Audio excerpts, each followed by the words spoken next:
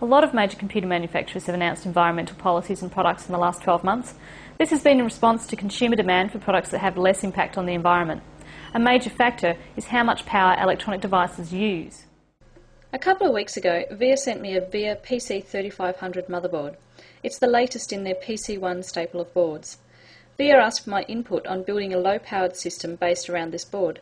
Just how low could I get the watts running Windows Vista? One of my first challenges was to find a way to measure the power. I eventually found a device called a kilowatt, designed for 120 volts, which is the standard voltage used in the US and some parts of Asia. Since I'm in Australia, I had to get a transformer to convert the 120 volts to 240 volts. The kilowatt meter can measure volts, amps, watts, hertz, and kilowatts per hour. It allows you to measure any electronic device that gets plugged into mains power. The first thing I want to show you is this mid-range PC. It was built to test Vista and its drivers. During boot up, it reaches around 225 watts. During intense 3D applications, like World of Warcraft, it draws 260 watts. Idle, it fluctuates between 150 and 205 watts. So that's the type of power draw with a standard power supply and mid-range hardware. That includes the appropriate number of fans to keep it cool. How can we reduce this power usage? The VIA PC3500 comes with integrated network, sound, graphics and CPU. The CPU is embedded on the motherboard. It's a VIA C7D processor and it draws a maximum of 20 watts. I tested a number of different PSUs. The low watt PSUs in most cases actually drew more power than other PSUs with more capacity.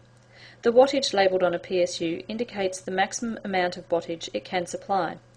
Just because it says it's 380 watts doesn't mean that it will consume 380 watts. It's only going to consume the power drawn on it from the devices connected to it. All PSUs also waste power through resistors, capacitors and cooling within their own design. The power supply I chose to use is the Antec EarthWatts.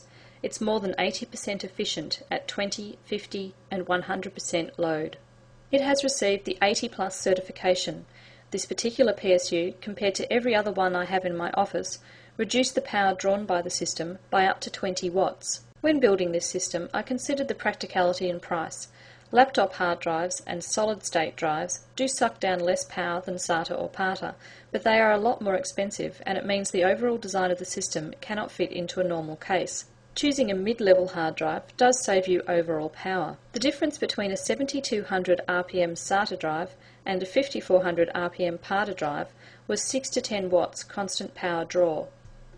When it comes to a case to house your low-powered system, get one with as few fans as possible, plenty of natural ventilation, and made of alloy. Alloy is a much better heat conductor than steel. The VIA PC3500 motherboard is a micro ATX form factor. There's a huge variety of budget micro ATX cases.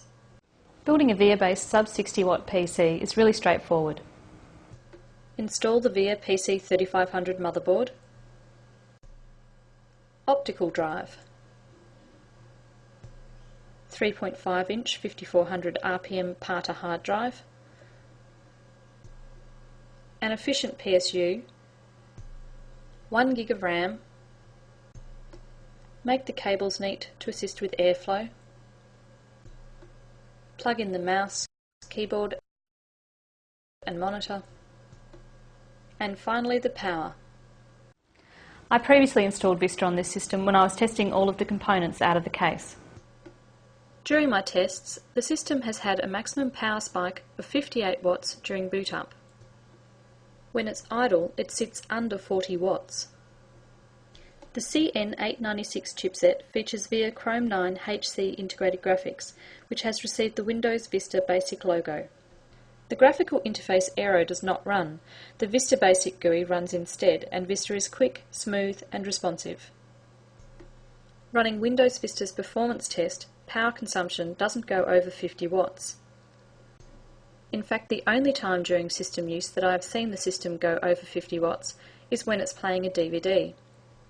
The VIA PC3500 system consumes just 22% the power of this system, which is representative mid-range PCs. If you apply that to a lab of, say, 30 PCs in a school, university, call centre, the cost saving of the energy bills is really quite impressive, not to mention the environmental benefits. With the VIA PC 3500 mainboard, system integrators, NGOs, schools and universities can build cost-effective sub-60 watt PCs. I'm Fiona Gatt from VIA Arena. See you next time.